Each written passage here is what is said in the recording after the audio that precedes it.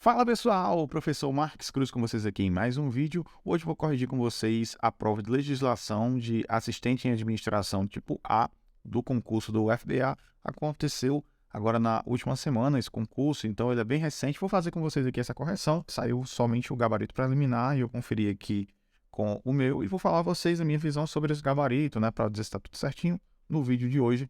Então fiquem aqui comigo. Ó, vamos lá, vamos começar aqui, né? Essa prova, como eu falei, né, que eu vou corrigir, é a prova do concurso público para provimento de cargos de técnicos administrativos em educação, assistente em administração tipo A. Então, essa prova já está disponível no site do IDECAM e eu vou fazer a correção aqui baseado nessas informações que estão aqui presentes. Como, não sei se vocês sabem, mas nessa prova, especificamente, o IDECAM adotou aquele estilo CESP, né? Então, é verdadeiro e falso, né? Naquele certo e errado. Então, aquele estilo, né? Um certo e um errado, e não A, B, C, D, E, como é comum em outros concursos. Beleza? Então, vamos lá, vamos iniciar. Aqui a gente tem a prova, então ele começa aqui com língua portuguesa. Eu não vou corrigir língua portuguesa aqui, eu fiz uma correção somente, mas não é a minha praia, então não vou me atrever novamente, né? Na verdade, eu nem li essa prova ainda de língua portuguesa, mas já adianto a vocês que, assim, não pretendo corrigir, né? Vai depender muito aí da solicitação de vocês e tal, mas eu acho que é mais interessante uma pessoa que é formada em língua portuguesa, então que tenha mais afinidade com isso, corrigir para vocês, né? Posso até trazer novamente, como eu fiz com a do IFBA, a minha visão, né? Mas gerou algumas polêmicas no final, né? Tava certinho lá, mas enfim, né? Não é muito o foco aqui do canal. Então, o foco do canal aqui é mais legislação e eu sempre ajudo com tudo que eu sei, obviamente. Então, vamos lá. A parte de administração pública começa aqui na questão de número 21. Então, essa aqui é a parte de legislação. Tomando por base o artigo 37 da Constituição Federal, é correto afirmar que cargos, empregos ou funções públicas são acessíveis exclusivamente aos brasileiros natos, sendo vedada, ou seja, proibida, a nomeação de estrangeiros. Então, essa questão aqui, para quem leu até mesmo a 8.112, que a gente sabe que é baseado no artigo 37 da Constituição Federal, muita coisa vem de lá, né, da Constituição.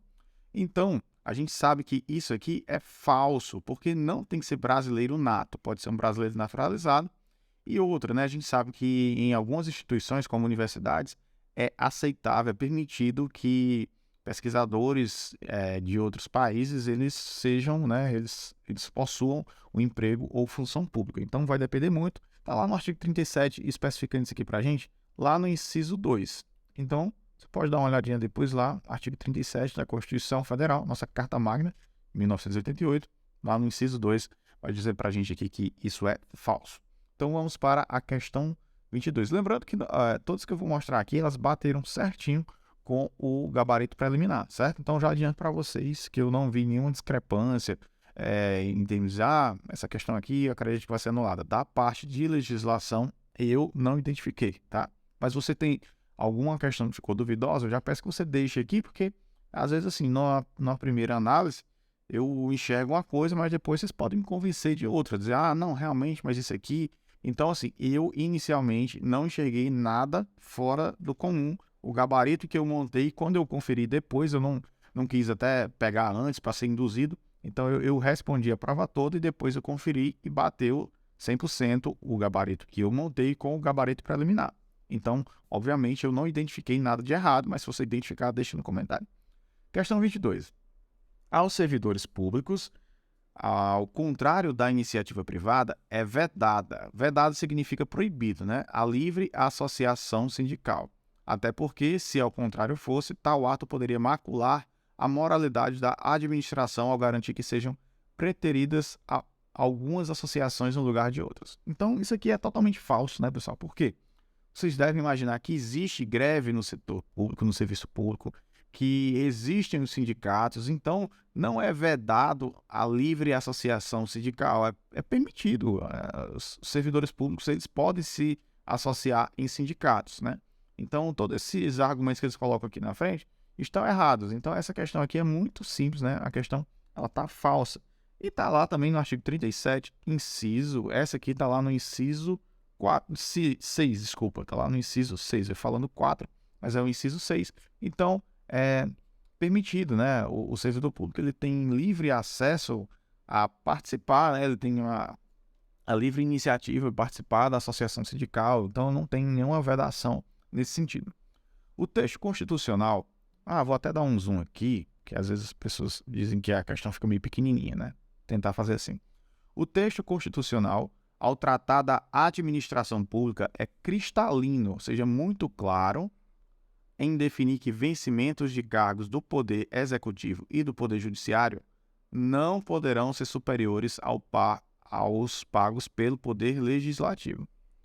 Então, essa questão ela traz aqui uma confusãozinha para a gente, porque se você for observar, lá no inciso 12, ele vai trazer para a gente assim, ó, os vencimentos dos cargos do Poder Legislativo e do Poder Judiciário.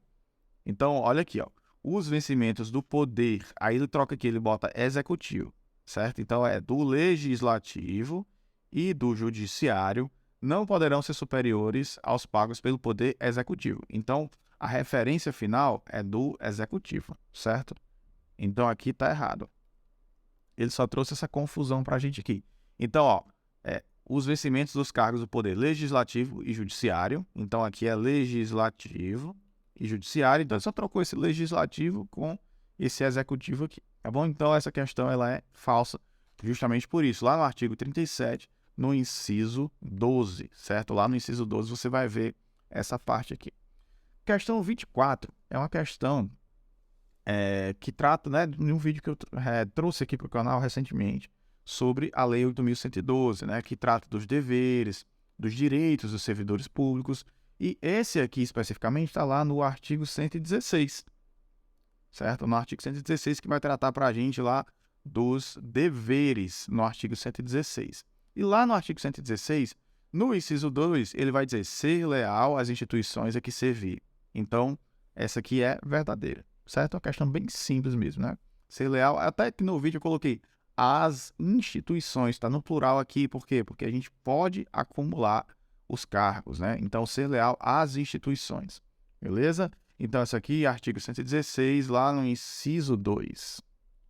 Questão também muito boa, né? Questão rápida, direta. Questão 25. Questão 25. Com base no regime jurídico dos servidores públicos civis da União, das autarquias e das fundações públicas federais, o servidor público pode ausentar-se do serviço durante o expediente sem prévia autorização do chefe imediato. Olha aí, pessoal. Sem prévia autorização, desde que não tenha qualquer serviço em atraso. Não existe isso, né, pessoal? É vedado, é proibido ao servidor ausentar-se do serviço sem autorização prévia do chefe imediato. Essa parte aqui que eles inventaram não existe. Isso aqui, desde que não tenha qualquer serviço atrasado, isso aqui não existe. Essa aqui é invenção da questão para poder confundir nossa cabeça. Então, essa parte aqui não existe, certo? E isso aqui dá para você que é curioso e quer conferir lá na lei, está lá no artigo 117, inciso 1, já no primeiro. Então, isso aqui é falso, certo? Então, ao servidor é proibido, é vedado ausentar-se do seu serviço sem prévia autorização do chefe imediato. Então, não tem essa salvo isso, salvo aquilo. Não tem. Se não der autorização, então é proibido. Vamos lá, a questão de número 26. Também lá no artigo 117. Ao servidor é vedado, então ele está dizendo aqui o que é proibido, né? Então, ao servidor é vedado promover manifestação de apreço ou desapreço no recinto da repartição.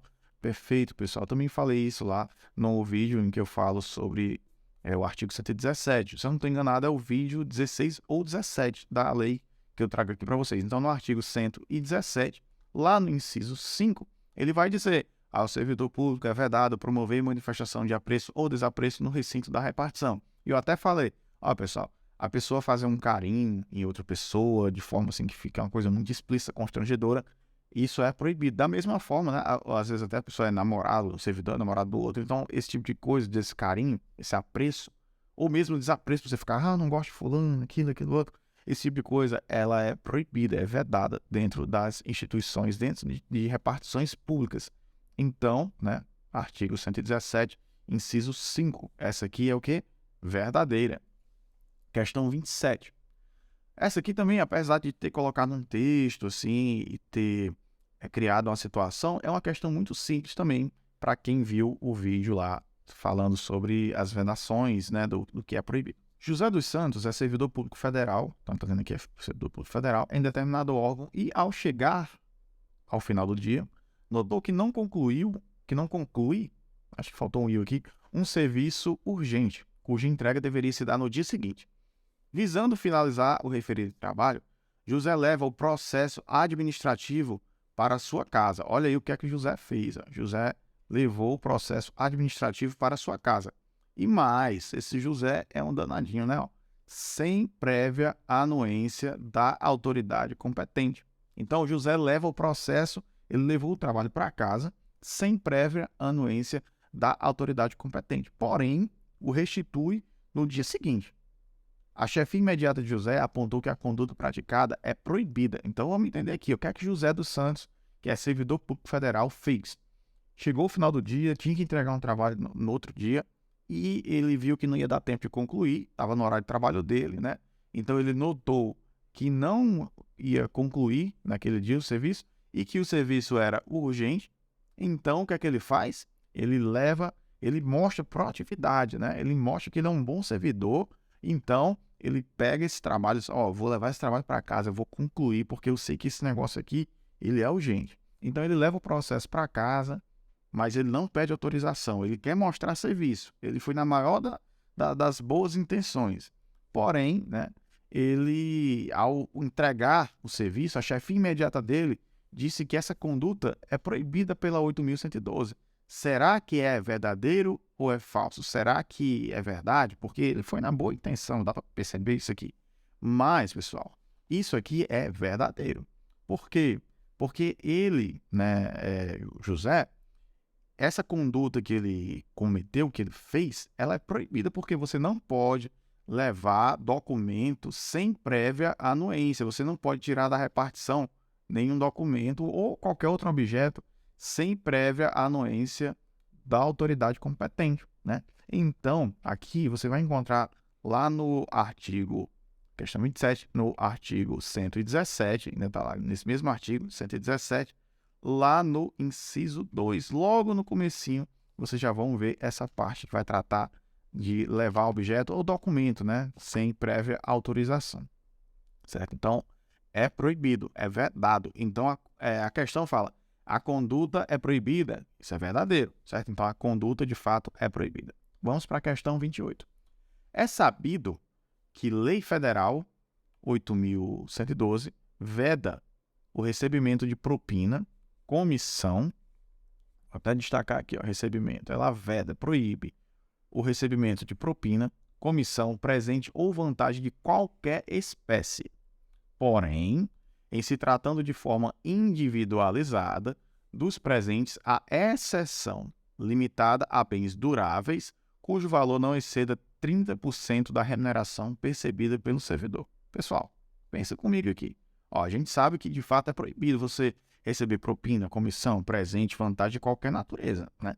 Aí existe uma coisa aqui que é, porém, se tratando de forma individualizada, dos presentes, há uma exceção limitada a bens duráveis, cujo... Imagina, vamos limitar bens duráveis. Então, o servidor pode receber um celular, que é um bem durável, pode receber uma JBL, pode receber uma garrafinha personalizada, pode receber um presente, desde que não exceda 30%. Então, se o servidor ganha 10 mil reais, ele pode receber um presente de até 3 mil reais. Então, não faz sentido. Por mais que você não tenha lido a lei, você deve imaginar que não faz sentido a pessoa colocar esse 30%, né? Desde que não exceda 30%, não existe isso, certo? Então, essa questão aqui, ela é falsa, ela é uma questão falsa. Onde é que está isso? Lá no artigo. Essa prova, ela exigiu bastante aí do artigo 117. Então, já deixo para você aí a dica, vai fazer prova de DECAN, dá uma estudada reforçada aí no vídeo que eu coloquei aqui, vídeo 16 e 17, que você vai ficar, né, aí, afiadíssimo para essa prova, né, para uma prova da banca, que se ela colocou, exigiu tantas questões aqui, pelo menos 1, 2, 3, 4, 5 questões só do artigo 117, então ela pode colocar isso em outras provas também. Então, questão 28, artigo 117, inciso 12. Então, para você que quer dar uma conferida lá depois, lá no inciso 12. Vamos agora à questão de número 29. Questão 29. O regime jurídico dos servidores públicos civis da União, das autarquias e das fundações públicas federais impõe clara vedação ao servidor público cometer a outro servidor atribuições estranhas ao cargo que ocupa, exceto em quais situações? Em situações de emergência e transitórias. Então, pessoal, a gente sabe que é proibido você cometer ao outro servidor atribuições estranhas ao cargo que ele ocupa. Isso se chama desvio de função. Mas existem situações de emergência e transitórias que, na verdade, isso é permitido, né? Então, a gente tem lá no artigo 117, né? Fechando aqui a última do artigo 117, lá no inciso 17 também, que você vai ver, né? 17, você vai ver que isso é verdadeiro. Então, é proibido, exceto em situações de emergência e transitórias, tá bom? Então, nessas situações é permitido. E agora, questão sobre o Código de Ética, né? Que é o Decreto 1171, lá de 94. Então, vamos lá. O Código de Ética Profissional do Servidor Público Civil do Poder Executivo Federal impõe que a dignidade, o decoro, o zelo, a eficácia e a consciência dos princípios morais são primados maiores que devem nortear o servidor público no exercício do cargo ou função, não sendo, olha aí que ele coloca, não sendo obrigatória sua observação fora do serviço. Não sendo obrigatória sua observação fora do serviço. Até porque o Estado não deve interferir na vida pessoal de cada um. Então, pessoal, tem que se ligar, porque lá no vídeo, tem um vídeo aqui que eu falo especificamente o decreto. Se você ainda não viu, recomendo que você veja, decreto 1171. Nesse vídeo, eu falo que você é servidor dentro e fora da repartição, dentro e fora da instituição que você trabalha. Então, essa parte aqui está dizendo não sendo obrigatória sua observação fora do serviço, não, é sendo obrigatória. Sendo obrigatória sua observação fora do serviço. Então, isso aqui é falso. Essa questão aqui, a 30, é falso. Para quem viu o vídeo lá, essa questão fica facinho. Ó, lá no capítulo 1 do decreto, né, capítulo 1, seção 1, que ele vai falar das regras deontológicas, lá no inciso 1. Ou seja, é uma coisa lá no começo da lei, capítulo 1, seção 1, inciso 1. É o começo da lei, o decreto, na verdade. Então, quando você começa a ler o decreto, isso aí já está logo no início. Então, é meio que uma obrigação para quem lê o decreto acertar essa questão. Vamos agora para a questão de número 31. Essa questão aqui, né, ela vai tratar sobre improbidade administrativa. Então, vamos lá. As sanções aplicáveis em virtude da prática de atos de improbidade administrativa previstas na Lei 8.429/92 podem ser executadas provisoriamente antes do trânsito em julgado. Podem ser executadas provisoriamente antes do trânsito em julgado, visando garantir a restituição ao erário daquilo que for devido impedindo desta forma o enriquecimento ilícito por parte do agente público. Pessoal, você não leu o decreto. Você tem que entender uma coisa. O servidor, ele só pode sofrer uma sanção depois de ser transitado em julgado, ou seja, trânsito em julgado. Antes do trânsito em julgado, o negócio não foi julgado ainda. Então, não pode ser executado provisoriamente a sanção sobre ele. Então, essa questão, por mais que você não tivesse lido, né, dá para sacar, dá para entender. Não li nem a lei, mas você deve entender que provisoriamente não pode ter uma sanção antes que tenha tido um julgamento, tenha tido uma decisão final sobre aquele caso, certo? Então, o embasamento para isso aqui está nessa mesma lei, na referida lei 8.429/92, lá no artigo 12, certo? Artigo 12, parágrafo 9º. Meu parágrafo aqui ficou um pouquinho feio, mas é o parágrafo 9º, certo? Então, ele fala assim, lá nesse parágrafo 9º, após o trânsito julgado. Então, é após o trânsito julgado. Desse jeito que está aqui, está falso, certo? Então, falsa essa questão, porque ele fala que pode ser executada provisoriamente, mas não, é só depois do trânsito em julgado. Questão de número 32. A gestão dos cargos do plano de carreiras dos técnicos administrativos em educação tem vídeo aqui. Lei 11.091, certo? Então, Lei 11.091, essa lei aqui é de 2005, certo? Lei de 2005. No âmbito das instituições federais de ensino vinculadas ao Ministério da Educação, deve observar, entre outros, o reconhecimento do saber não instituído resultante da ação profissional na dinâmica de ensino, pesquisa e de extensão. Pessoal, isso aqui está lá no início também. Para quem viu esse vídeo aqui, o vídeo em que eu trago aqui no canal, Lei 11.091, né, que eu faço a leitura na íntegra, explico, trago questões. Então, assim, eu trouxe uma forma bem completa. Você vai ver que isso aqui está lá no artigo 3º, lá no início da lei, né? Artigo 3º, inciso 4. Então, é lá no comecinho da lei mesmo, né?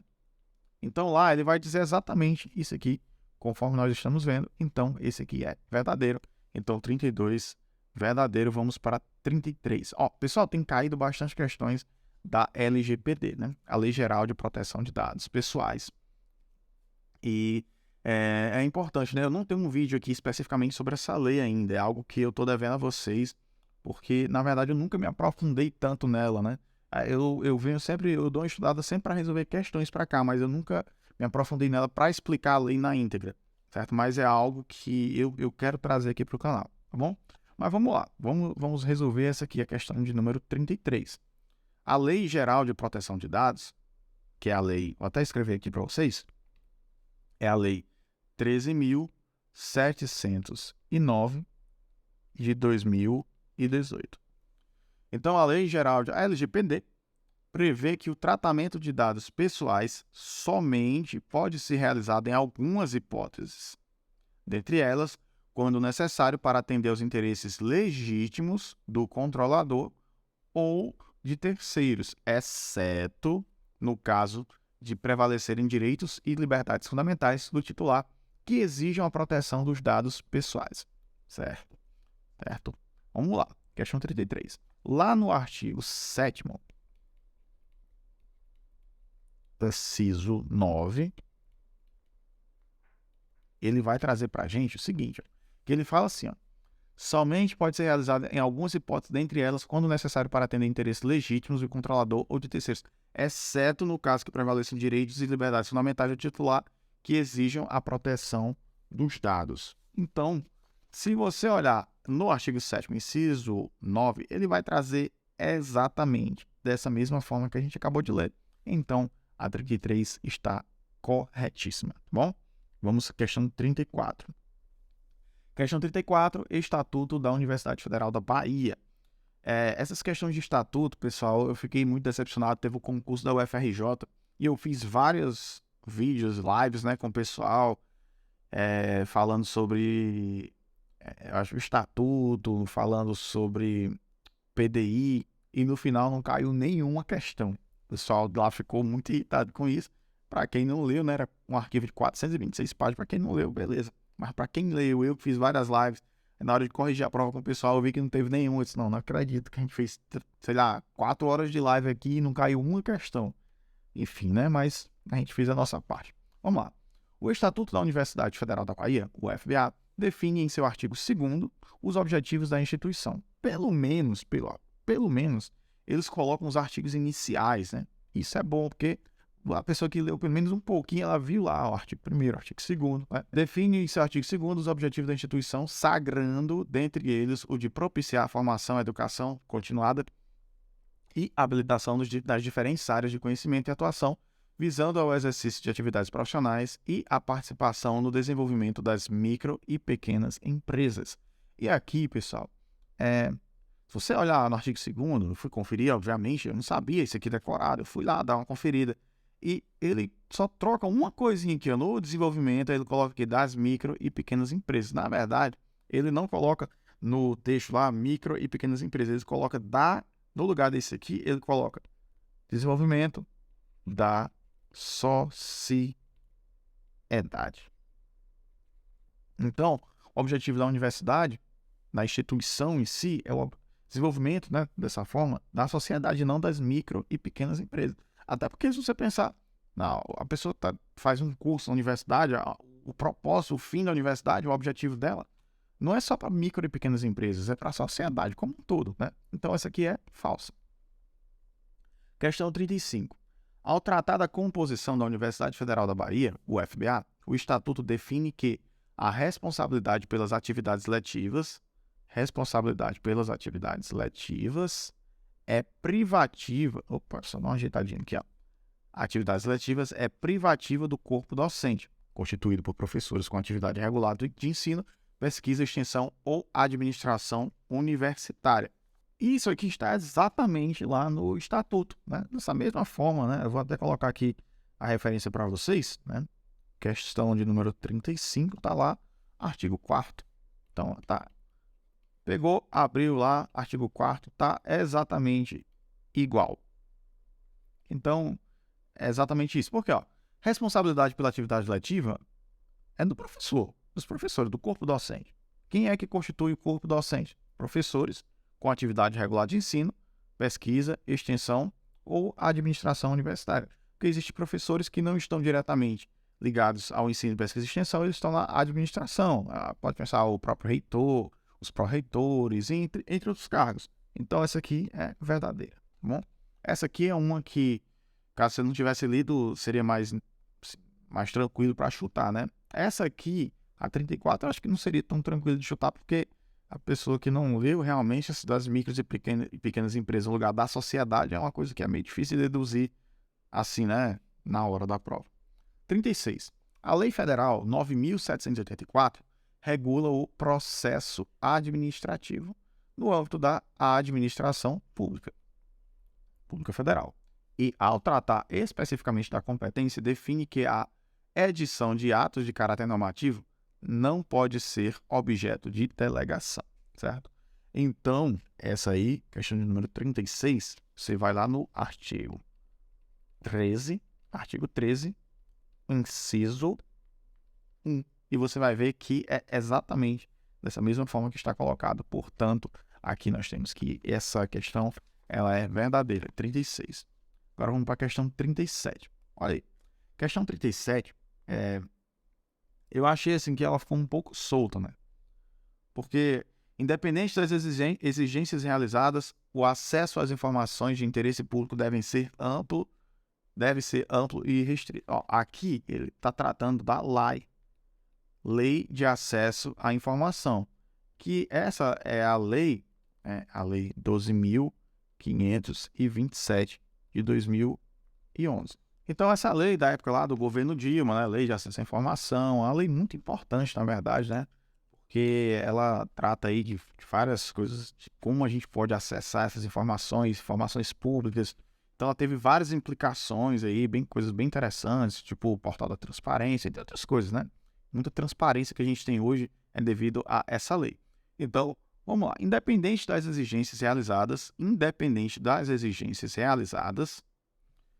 essa palavra aqui é muito forte, né? Independente das exigências realizadas, o acesso a informações de interesse público deve ser amplo e irrestrito. Então, o que mata aqui é esse independente. Por quê, pessoal? Porque existem informações, né? Isso aí você pode ver até no artigo 23, que você vai ver que existem algumas informações que elas não podem ser fornecidas. Tipo, informações que elas oferecem risco à soberania, risco à vida, à segurança pública, à segurança da população, que tem algum segredo industrial, alguma patente, alguma coisa assim com processo de detalhes industriais, coisas militares. Então, esse tipo de coisa não pode ser amplo e restrito, né? Mas se você for ver lá no artigo 3º, ele vai dar uma coisa que dá uma direção que parece muito que isso aqui é verdadeiro. Ele vai dizer assim, ó, no artigo 3º, inciso 2, divulgação de informações de interesse público independente de solicitação. Só que independente de solicitação é diferente de independente da exigência, certo? Então, aqui ele está dizendo que independente das exigências, deve ser o acesso amplo e restrito. Então, não, né? Dependendo da exigência, esse acesso ele pode ser restrito, porque existem informações que são sigilosas, né? Então, existem informações sigilosas que a pessoa simplesmente não pode dar, isso não é irrestrito, tá bom? Então, vou até colocar aqui, ó, artigo 3º, inciso 2. E outra fundamentação também que a gente tem é o artigo 23. Lá no artigo 23 é que a gente vai ver por que não pode ser irrestrito, tá bom? Então, vamos lá, vamos para a questão de número 38. Questão de número 38. De acordo com o decreto 9.830, que regulamenta o disposto no artigo 20 ao artigo 30 do decreto-lei número 4.657, de 4 de setembro de 1492, que institui a Lei de Introdução às Normas do Direito Brasileiro, na decisão sobre a regularidade de conduta ou a validade de atos, contratos, ajustes, processos ou normas administrativas, serão consideradas as circunstâncias práticas que impuseram, limitaram ou condicionaram a ação do agente público. Eu não conhecia esse decreto. Acho que ele é muito específico para o pessoal do direito, né? Acho até estranho cair uma lei como essa aqui para um cargo de assistente de administração. Enfim, né? Consultei a lei e trouxe aqui para vocês lá no artigo 8º, parágrafo 1º, certo? Ele vai trazer para a gente exatamente como está colocado aqui, como está posto. Então, lá no comecinho da lei também, artigo 8º, parágrafo 1º.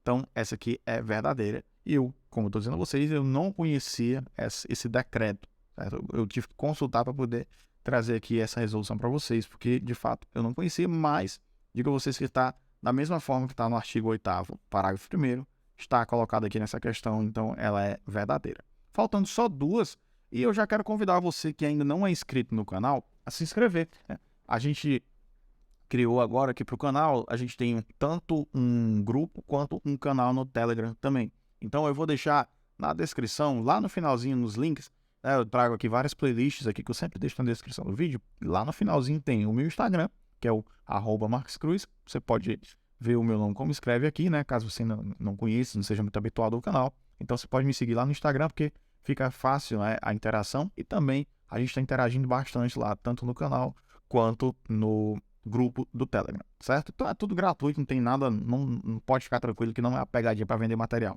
É só para, de fato, ajudar vocês mesmos, tá bom? Então não tem nada à frente, fique tranquilo. É só material, só discussão mesmo, que eu gosto muito desse mundo. Como eu sempre falo, eu gosto muito de ajudar as pessoas, porque eu gostaria de ter tido isso quando eu estava estudando para o concurso, né, de forma gratuita. Então, o meu objetivo aqui é esse. Vamos lá terminar, depois no finalzinho eu falo mais um pouquinho sobre isso.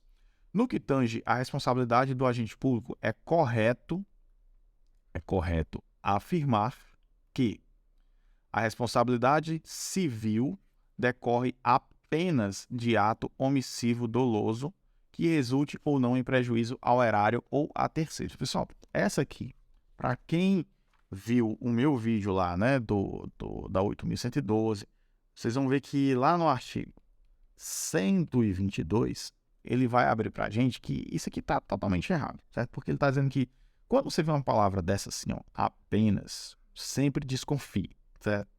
Responsabilidade civil decorre apenas de ato omissivo? Não, pessoal, é de ato omissivo ou comissivo, doloso ou culposo. Então aqui ele coloca um recortezinho, certo? Lá no artigo 122 ele vai dizer para a gente assim, ó, resulta de ato omissivo ou comissivo, doloso ou culposo, que resulte em prejuízo ao erário ou a terceiros. Então aqui bota aqui que resulte ou não, que resulte em prejuízo ao erário ou a terceiro. Então ato omissivo ou comissivo, doloso ou culposo que resulte em prejuízo ao erário ou a terceiros. Então essa aqui é o quê? Falsa, né? Por quê? Porque ele colocou um recorte aqui que deixou o conceito errado, tá bom? Então agora sim, nós vamos para a última questão.